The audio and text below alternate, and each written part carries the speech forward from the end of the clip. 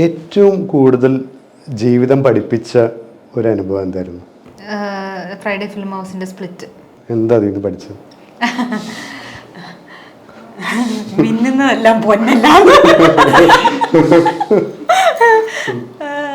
അത് തന്നെയായിരിക്കും. പിന്നെ എൻ്റെ പോയിന്റ് ഓഫ് വ്യൂ മാറ്റിയത് എൻ്റെ കുഞ്ഞുങ്ങളാണ്. എൻ്റെ കുട്ടികളുണ്ടായതിനു ശേഷം, അത് ഞാൻ എവിടെയോ വായിച്ചിട്ടുണ്ട്, ഒരു കുട്ടി ജനിക്കുന്ന സമയത്ത് അവരുടെ DNA കൂടി നമ്മുടെ ശരീരത്തിലേക്ക് ഇതാവുന്നുണ്ട്. നമ്മുടെ ബ്രെയിനിലേക്ക് എന്തോ ഇമ്പോസ് ചെയ്യുന്നു, എന്തോ ഒരു സ്റ്റഡി, ഹാർവേഡിന്റെ സ്റ്റഡിയാണ്. ആ കുട്ടികളിൽ എൻ്റെ മാത്രമല്ല, എൻ്റെ ഹസ്ബൻഡിന്റെയും കൂടെ എൻ്റെ സ്വഭാവത്തിൽ മാറ്റങ്ങൾ വന്നു. ഞാനെന്ന വ്യക്തി ഭയങ്കര ഇമ്പൾസീവായ, ഭയങ്കര എഗ്രസീവായ അങ്ങനെ ഒരാളായിരുന്നു. മനസ്സിലായി. കാര്യം ചെറിയ പ്രായത്തിൽ തന്നെ സിനിമയിൽ വന്നു. ഇനി ചുറ്റും നിൽക്കുന്നവരെല്ലാം പറ്റിക്കാൻ വരുന്നവരാണോ എന്താണെന്നറിയാത്ത. കാര്യം എനിക്ക് എക്സ്പോഷർ ഇല്ല, ഓരോന്നും ചെയ്തില്ല, അനുഭവത്തിൽ കൂടെ പഠിച്ചു. അപ്പം ഞാൻ അങ്ങനെ വന്നതായതുകൊണ്ട് തന്നെ അതുവരേക്കും ഞാൻ എല്ലാരും ഇങ്ങനെ, അതുകൊണ്ട് തന്നെ ആരോടും അടുക്കുകയില്ല. ആരോടും ഞാനിങ്ങനെ ഒരു ഒരു ഇരുമ്പ് ചട്ട ഇങ്ങനെ ഫ്രണ്ടിൽ ഇട്ടേക്കുക. അതുകൊണ്ട് തന്നെ ഒരു പരിധി വിട്ട് ആരെയും അടുപ്പിക്കാനും നിന്നിട്ടില്ല. അതിനുശേഷമാണ് പിന്നെ ഈ കുട്ടികളുണ്ടായതിന് ശേഷമാണ് സാധാരണക്കാരുമായിട്ടുള്ള ഒരു കണക്ഷൻ വരുന്നത്. അതുവരേക്കും എനിക്കതില്ല. നമ്മൾ ഈ സിനിമാക്കാരെല്ലാം അത് പറയുമെങ്കിലും ആരുമായിട്ട് ഒരു കണക്ഷൻ. നമ്മുടെ സർക്കിൾ മുഴുവൻ ഇതാ, സിനിമ മാത്രമല്ല, ഫെയിം, ബ്രാൻഡ്സ്, ലക്ഷറി, അങ്ങനെയൊക്കെയുള്ള പൈസ, ഇനി എന്ത് പുതിയ കാറ്, പുതിയ വീട്, പുതിയ അത് എന്നൊക്കെ പറഞ്ഞാൽ ആ ഒരു, പിന്നെ പുതിയ ജ്വല്ലറി, ഇങ്ങനെയൊക്കെയുള്ള ഡിസ്കഷൻസ്, ഇങ്ങനെയൊക്കെയുള്ള ഒരു സർക്കിളിൽ നിന്ന് സാധാരണക്കാരെന്താ എന്ന് മനസ്സിലാക്കുന്നത് പിള്ളേരുണ്ടായതിനു ശേഷം, യൂട്യൂബ് ചാനൽ തുടങ്ങിയതിന് ശേഷം. അപ്പോഴാണ് എനിക്കിത് ഈ കണക്ഷൻ കിട്ടുന്നത്. അതുവരേക്കും എനിക്ക് ആരുമായിട്ടും കണക്ഷൻ ഇല്ല, അങ്ങനെ ഒരു സർക്കിളില്ല. അപ്പൊ അത് എന്നെ മാറ്റിയ ഒരു കാര്യം. സ്കൂള് പലയിടത്തായിട്ടാ. കാര്യം ആദ്യം കോട്ടയത്താണ് പഠിച്ചത്. എൻ്റെ പപ്പയും മമ്മിയും കോട്ടയംകാരാണ്. അതിനുശേഷം അവരവിടുന്ന് സ്ഥലം വിട്ട് തൃശ്ശൂർ വന്നു. 2ാം ക്ലാസ് മുതൽ 5ാം ക്ലാസ് വരെ തൃശ്ശൂരായിരുന്നു. അതിനുശേഷം പിന്നെ എറണാകുളത്താണ് മൊത്തം. പിന്നെ കോളേജ് ചെന്നൈ ഹിന്ദുസ്ഥാൻ കോളേജ്. അത് കഴിഞ്ഞ് PG MIB masters in international business, അത് GRD കോളേജ് കോയമ്പത്തൂർ. അവർ ആദ്യം ഇവിടെ എറണാകുളത്തായിരുന്നു ഫസ്റ്റ്. ഒരു റിയൽ എസ്റ്റേറ്റ് ഒക്കെ ഉണ്ടായിരുന്നു. പിന്നെ ഈ ഒരു ട്രാവൽ ഏജൻസി ഉണ്ടായിരുന്നു, വണ്ടികളുടെ ബിസിനസ് ഉണ്ടായിരുന്നു. അത് കഴിഞ്ഞിട്ട് ആദ്യം ഒരു ആയുർവേദ, അതായത് കോട്ടയത്തുണ്ടായിരുന്നത് ഒരു ആയുർവേദ ഹോസ്പിറ്റലായിരുന്നു. അത് സോമസൂര്യ എങ്ങനെയാണ്ട് പേരുള്ളൊരു ആയുർവേദ ഹോസ്പിറ്റലായിരുന്നു ആദ്യം. അപ്പോൾ അത് കഴിഞ്ഞ് ആ ഡോക്ടറുമായിട്ടുള്ള എന്നൊരു എനിക്കത് ശരിക്കും ഓർമ്മയില്ല. ഞങ്ങൾ കൊച്ചായിരുന്നു ആ സമയത്ത്. ഹോസ്പിറ്റലിൽ പൂട്ടേണ്ടതായി വന്നു. ഇവർ ഡോക്ടർമാരൊന്നും അല്ലല്ലോ. അപ്പോൾ ആ ഹോസ്പിറ്റലിൽ പൂട്ടേണ്ടതായി വന്നു. അങ്ങനെയാണ് കോട്ടയത്ത് നിന്ന് തൃശ്ശൂരിലേക്ക് വരുന്നത്. അപ്പോൾ തൃശ്ശൂർ വന്ന് അവിടെ കുറച്ച് എന്തൊക്കെയോ ബിസിനസ്സുകളൊക്കെ ചെറിയ ഇതൊക്കെ ചെയ്ത് അവിടെ നിന്ന് ആണ് എറണാകുളത്ത് വരുന്നത്. എറണാകുളത്ത് നിന്നും നേരെ പപ്പയമ്മയും ദുബായി പോയി. ദുബായിൽ നിന്ന് പിന്നെ സിംഗപ്പൂരായിരുന്നു. അതിനുശേഷം പിന്നെ നാട്ടിലെത്തി. അതാണ് അവരുടെ ഒരു സർക്കിള്. അപ്പോൾ ആ കൂട്ടത്തിൽ എറണാകുളത്ത് എത്തിക്കഴിഞ്ഞ് ഞങ്ങൾ എറണാകുളത്ത് സ്റ്റക്കായി. അതിൻ്റെ ഇടയിൽ ഒരു +2 കഴിഞ്ഞ് കഴിഞ്ഞപ്പോൾ ഞാൻ ദുബായിൽ ജോയിൻ ചെയ്തിരുന്നു കോളേജിൽ. ജോയിൻ ചെയ്തപ്പോൾ എനിക്ക് ഭയങ്കര കൾച്ചർ ഷോക്കായി. കാര്യം ഞാൻ കോൺവെന്റ് സ്കൂളിലാണ് പഠിച്ചേക്കുന്ന മൊത്തം, അതും ഗേൾസ് ഓൺലി കോൺവെന്റ് സ്കൂളിൽ. അവിടുന്ന് ദുബായ് പോലത്തെ ഒരു സ്ഥലം, പിന്നെ ഒരു കോയഡ് കോളേജ്, ഇതെല്ലാം കൂടെ വന്നപ്പോൾ എനിക്ക് ഭയങ്കര കൾച്ചർ ഷോക്കായി. അങ്ങനെ വീണ്ടും തിരിച്ച് ചെന്നൈക്ക് വന്നു. തിരിച്ച് ഇവിടെ സെൻറ്റ് ട്രിസാസിൽ തന്നെ, എറണാകുളത്ത് സെൻറ്റ് ട്രിസാസിൽ തന്നെ അഡ്മിഷൻ കിട്ടി. അപ്പം ഞാൻ പറഞ്ഞു എനിക്കിനിയും ഗേൾസ് ഓൺലി വേണ്ട എന്ന് പറഞ്ഞിട്ട് അങ്ങനെ പിന്നെ ചെന്നൈക്ക് പോവുക ചെയ്തത്. പിന്നെ ജോലി ഞാൻ അങ്ങനെ ഒരു ജോലിയായിട്ടൊന്നും ചെയ്തിട്ടില്ല.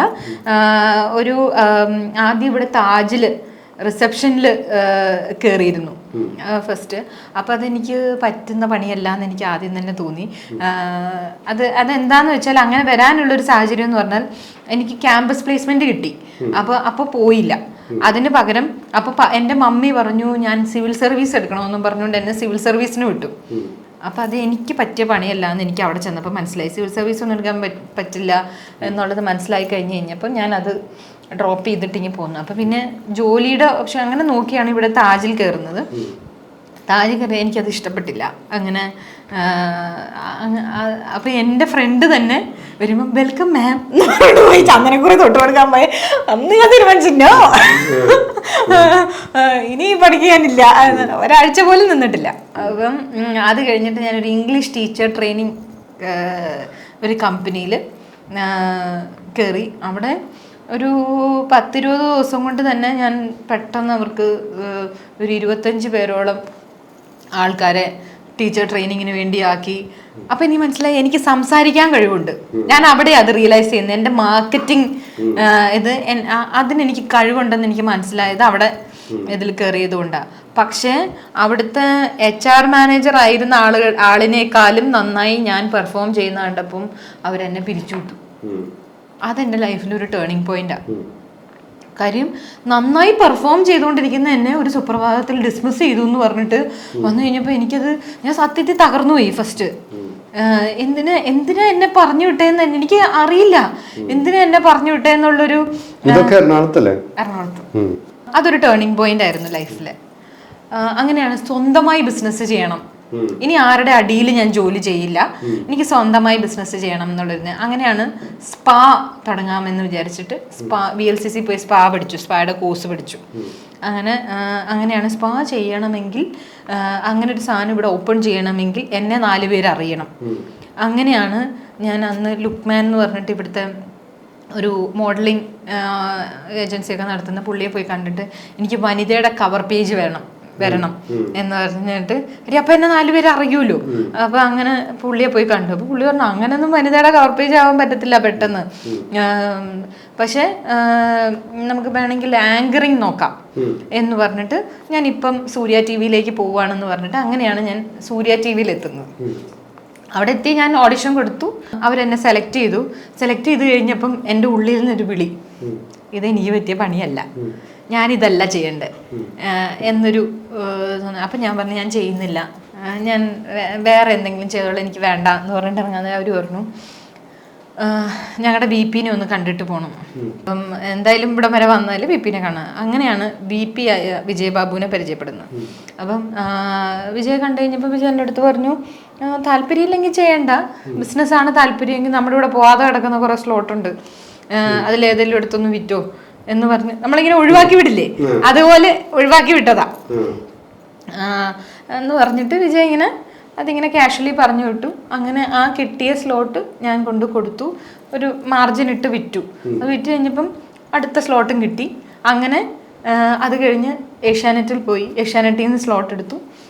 ഇന്ത്യ വിഷനായിരുന്നു അന്ന്, ഇന്ത്യ വിഷനിൽ നിന്ന് എടുത്തു. അങ്ങനെ പല ചാനൽ അന്ന് കേരളത്തിലുള്ള എല്ലാ ചാനലുകളുടെയും രാവിലത്തെ സ്ലോട്ടുകൾ മുഴുവൻ എൻ്റെ ആയി മാറി.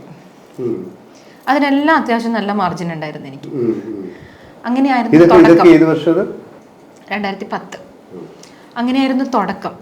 അങ്ങനെ അത് ആ തുടങ്ങിയ സമയത്ത്, അതായത് ഇന്നോവേറ്റീവ് കോൺസെപ്റ്റ്സ് തുടങ്ങുന്ന സമയത്ത് എൻ്റെ ഒരു ക്ലാസ്മേറ്റ് മുഖേന പരിചയപ്പെട്ടതാണ് ഞാൻ സാജിദിനെ. സാജിദ് വഴിയാണ് എനിക്ക് സിനിമ കണക്ഷൻസ് വരുന്നത്. സാജിദിന്റെ കസിനാണ് നജീം കോയ, ഫ്രൈഡേയുടെ റൈറ്റർ. അങ്ങനെ ലിജിൻ വരുന്നു. അങ്ങനെയാണ് ആദ്യത്തെ സിനിമ സംഭവിക്കുന്നത്. മനസ്സിലായി, ഇന്നോവേറ്റീവ് കോൺസെപ്റ്റ്സിൽ നിന്നാണ് ഇന്നോവേറ്റീവ് ഫിലിം കോൺസെപ്റ്റ്സ് വരുന്നത്. അപ്പോൾ ആദ്യത്തെ സിനിമയായ സമയത്ത് ഞാൻ വീണ്ടും ഇതുപോലെ തന്നെ വിജയെ പോയി കണ്ടു. ഞങ്ങളിങ്ങനെ ഒരു സിനിമ പ്ലാൻ ചെയ്യുന്നുണ്ട്, അപ്പോൾ അത് സൂര്യ TV എടുക്കുമോ, സാറ്റലൈറ്റ് എടുക്കുമോ എന്ന് അറിയണമല്ലോ. അപ്പം അങ്ങനെ വിജയെ പോയി കാണുന്നു. അപ്പോൾ വിജയ് പറയുന്നു നമ്മൾ ഫഹദ് ഫാസിലിനെ വെച്ച് ചെയ്യുകയാണെങ്കിൽ ചെയ്തോ, പുള്ളിയുടെ ഡേറ്റിൽ കിട്ടുവാണെങ്കിൽ ചെയ്തോ എന്ന് പറഞ്ഞു. അങ്ങനെയാണ് ഫഹദിൻ്റെ അടുത്ത് പോകുന്നതും ഫഹദിൻ്റെ ഡേറ്റ് കിട്ടുകയും ചെയ്തു. അങ്ങനെ സിനിമയിലെത്തുന്നത്. പക്ഷെ ആ പ്രോജക്റ്റ് ഞാൻ ചെയ്യാൻ ഉദ്ദേശിച്ചിരുന്നില്ല. ഞാനത് ആർക്കെങ്കിലും കൊടുക്കാം, ഒരു പ്രോജക്റ്റ് ആക്കി ആർക്കെങ്കിലും കൊടുക്കാൻ. കാര്യം ഒരു സിനിമ നിർമ്മിക്കാനുള്ളൊരു കപ്പാസിറ്റി ഒന്നും എനിക്കുണ്ടെന്ന് ഞാൻ വിചാരിച്ചിരുന്നില്ല. അങ്ങനെ ചെയ്തതാണ്. പക്ഷെ ആദ്യത്തെ സിനിമ ചെയ്തതും കട പൂട്ടുകയും ചെയ്തു ഞാൻ. ഇനി ഞാൻ ഈ പണിക്കില്ല. എനിക്ക് സാജിദ് വേറെ സിനിമയൊക്കെ ചെയ്തില്ലേ? സാജിദ് അല്ലേ മറ്റേ ഒരുപാട് മോഹൻലാൽ ഒക്കെ സാധ്യത. പിന്നെ പല്ലുട്ടി ഇപ്പോൾ സാധ്യത ഡയറക്റ്റ് ചെയ്തല്ല പ്രൊഡ്യൂസ് ചെയ്ത പടമാണ്. അങ്ങനെ സാജിദാണ് ശരിക്കുള്ള സിനിമാ പ്രാന്തൻ. അതെ, എനിക്കറിയാം. ഞാനത് അന്ന് കാലത്ത് ഞാൻ ആ പേജ് വാച്ച് ചെയ്തിരുന്നു. നമ്മുടെ ഓഫീസിൽ നിന്നാണ് സിനിമാ പ്രാന്തൻ തുടങ്ങുന്നതും നമ്മളാണ് അതിനെ സപ്പോർട്ട് ചെയ്ത് കൊടുത്തിരുന്നതും ഒക്കെ. സിനിമാ പ്രാന്തൻ എന്ന് പറയുന്ന കോൺസെപ്റ്റ്, സിനിമാ പ്രാന്തനിൽ എനിക്കും പാർട്ട്ണർഷിപ്പ് ഉണ്ടായിരുന്നു തുടക്കത്തിൽ, മനസ്സിലായി. അപ്പൊ തുടക്കത്തിൽ നമ്മളാണല്ലോ സപ്പോർട്ട് ചെയ്ത് കൊടുത്തിരുന്നത്. അത് കഴിഞ്ഞ് സാജിദിനത് എഴുതി കൊടുത്തു കേട്ടോ. എന്നാൽ ഈ അതിന്റെ യഥാർത്ഥ സിനിമാ പ്രാന്തൻ എന്ന് പറയുന്ന പ്രാന്തൻ സാജിദ. അത് സിനിമയെ അത്രയും പാഷനേറ്റ് ആയിട്ട് കാണുന്ന ആളാ. അപ്പം ഒരിക്കൽ ഞങ്ങൾ യാത്ര ചെയ്ത് വരുമ്പോൾ ഞാനും സാജിദും കൂടെ ഒരു കല്യാണത്തിന്റെ ഇവന്റ് പിടിക്കാൻ വേണ്ടി പോയി കുറ്റിപ്പുറം ആ സൈഡില്. തിരിച്ചു വരുന്ന വഴി ഇങ്ങനെ കഥ പറഞ്ഞുകൊണ്ടിരിക്കുക, സാജിദ് ഓരോ കഥ പറഞ്ഞുകൊണ്ടിരിക്കുക. സാജിദിന്റെ കഥ പറച്ചിലിന്റെ ഇത് അറിയണമെന്നാണ് പറഞ്ഞത്. അപ്പം ഇടയ്ക്ക് എന്തോ ഒരു മണം വരുന്നു വണ്ടിക്കകത്ത്. അപ്പോൾ ഒരു 10:30 ഒക്കെ ഉണ്ട്, ഒരു 10-10:30 സമയമാണ്. അപ്പം തിരിച്ച് ഏതാണ്ട് എറണാകുളത്ത് എത്തി, ആ മെഡിക്കൽ സെന്ററിന്റെ ഒക്കെ ഒരു ഭാഗത്തൊക്കെ എത്താറ്. ഞാൻ സാധ്യത എന്തോ ഒരു മണം വരുന്നല്ലോ. അപ്പം ഞാൻ പറഞ്ഞു നിർത്താം, നമുക്ക് നോക്കാന്ന് പറഞ്ഞിട്ട് നിർത്തിയിട്ട് ഞാൻ ബാക്കിലത്തെ ഡോറ് തുറന്ന് പുറത്തിറങ്ങി, ബാക്കിലത്തെ ഡോറ് തുറന്ന് ഇങ്ങനെ മണത്ത് നോക്കി ഞാൻ അടച്ചു കഴിഞ്ഞാൽ സാധ്യത വിട്ടുപോയി. ഞാനപ്പോ ഓർത്തു ഇപ്പൊ തിരിച്ചു വരും എന്ന് പറഞ്ഞു. ഞാനിങ്ങനെ നിൽക്കുക. അപ്പം സാജിദ് അങ്ങ് പോയി. സാജിദ് കഥ പറഞ്ഞുകൊണ്ടിരിക്കുക. അപ്പൊ സാജിദിന്റെ വിചാരം ഞാൻ ബാക്കിൽ ഇരിക്കുക എന്നുള്ളതാ. സാജിദ് കഥ പറഞ്ഞുകൊണ്ടേയിരിക്കുക. സാജിദ് സിഗ്നൽ കഴിഞ്ഞു, എടപ്പള്ളി സിഗ്നൽ കഴിഞ്ഞു, ഇതെല്ലാം കഴിഞ്ഞ് സാജിദ് പൊക്കോണ്ടിരിക്കുക. അതിന്റെ ഇടയിൽ ഒരു പെട്ടി ഓട്ടോക്കാരൻ വന്ന് എന്റെ അടുത്ത് വന്ന് നിന്നു. അപ്പൊ ഞാനിങ്ങനെ ഇയാളെന്തിനാ നിക്കുന്നതെന്ന് കുറച്ച് കഴിഞ്ഞപ്പോ പുള്ളി പോരുന്നു. ഞാൻ പേടിച്ച് പോയിരുന്നു. ഞാൻ സാധ്യത ഇപ്പൊ വരും. കാര്യം എത്ര ദൂരം പോകാൻ പറ്റും ഒരാൾക്ക്, അറിയത്തില്ല, നമ്മൾ കേറിയിട്ടില്ല എന്ന് പറഞ്ഞു. കുറേ നേരം കഴിഞ്ഞിട്ട് സാജിദ് പിന്നെ തിരിച്ചു വരുന്നത്. ഞാൻ പറഞ്ഞു ഇതാണ് സാജിദിന്റെ സിനിമയോടുള്ള പാഷൻ. മനസ്സിലായോ? കഥ പറഞ്ഞുകൊണ്ടിരുന്നു കഴിഞ്ഞാൽ സാജിദ് പറഞ്ഞു സാന്ദ്രി അതങ്ങനെയാണ് സാന്ദ്രി, ഇതിങ്ങനെയാണ് സാന്ദ്രി, കഥ കണ്ടല്ലേ ഇങ്ങനെയെന്ന് പറഞ്ഞാൽ സാജിദ് ഇങ്ങനെ കഥയ്ക്കാത്ത.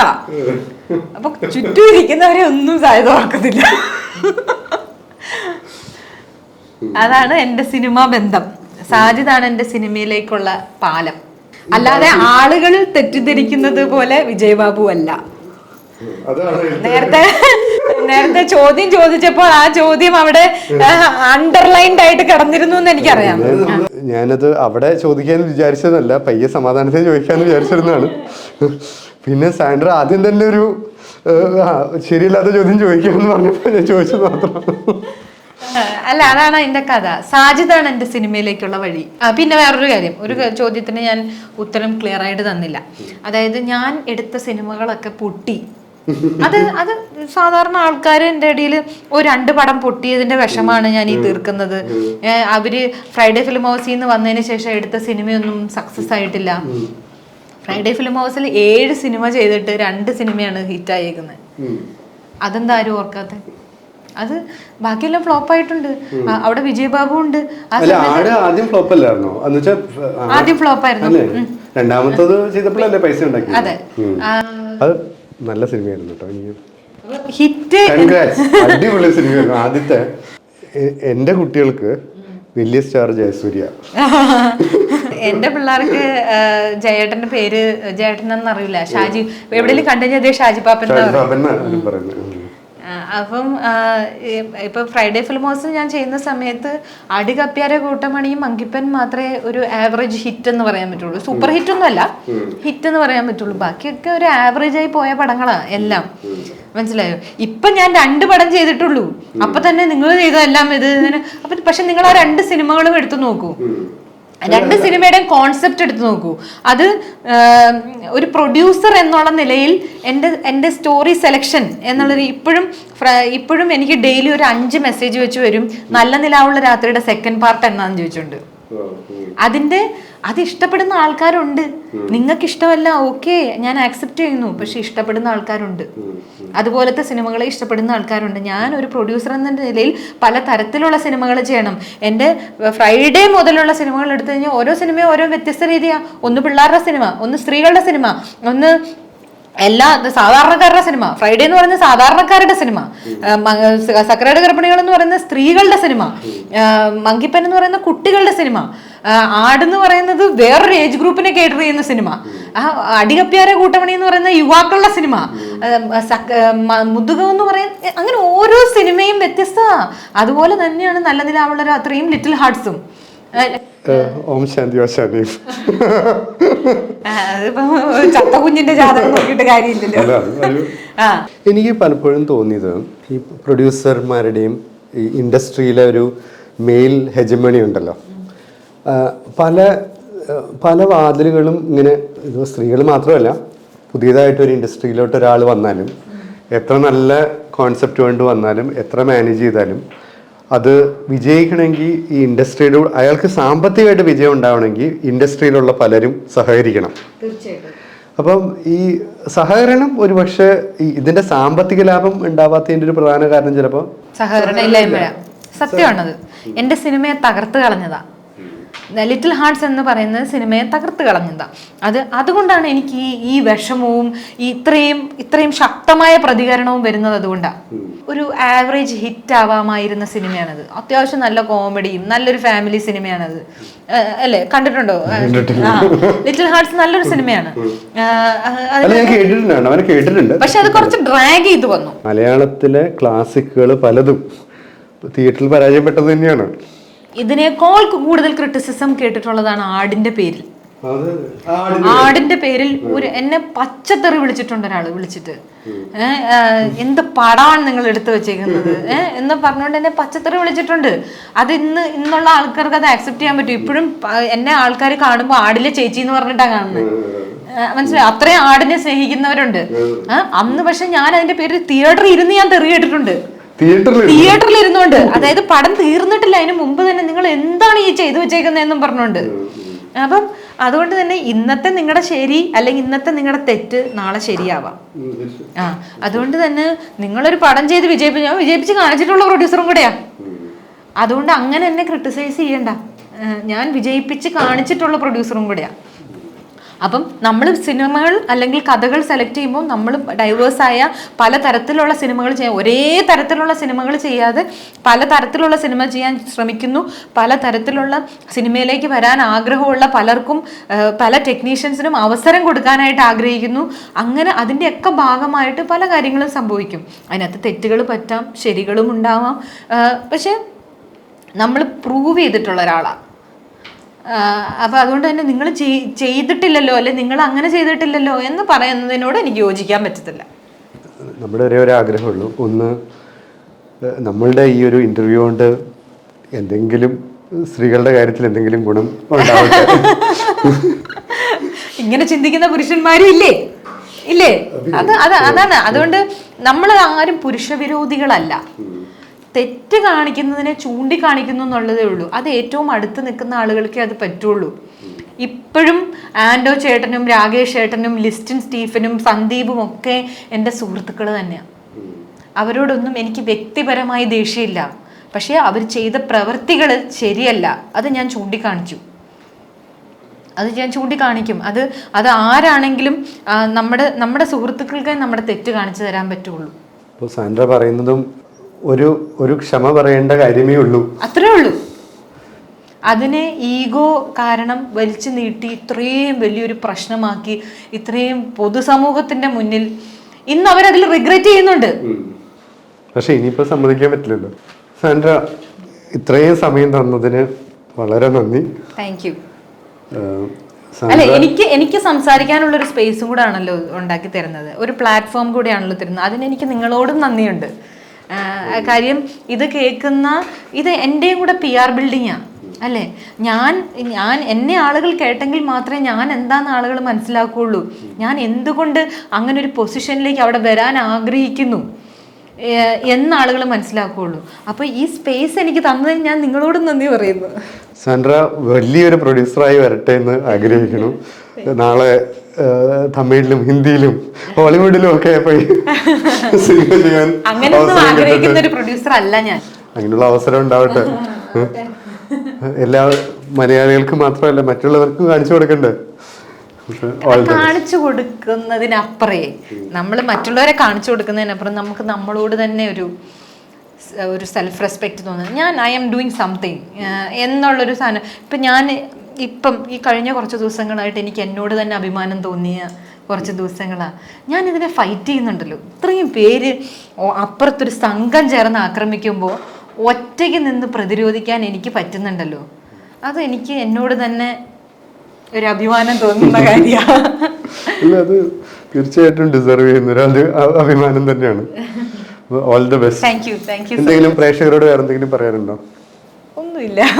എനിക്ക് പറയാനുള്ളതൊക്കെ ഞാനിങ്ങനെ അതാത് സമയങ്ങളിൽ പറയുന്നുണ്ട്. ഇനി കൂടുതലായിട്ടൊന്നുമില്ല. Thank you.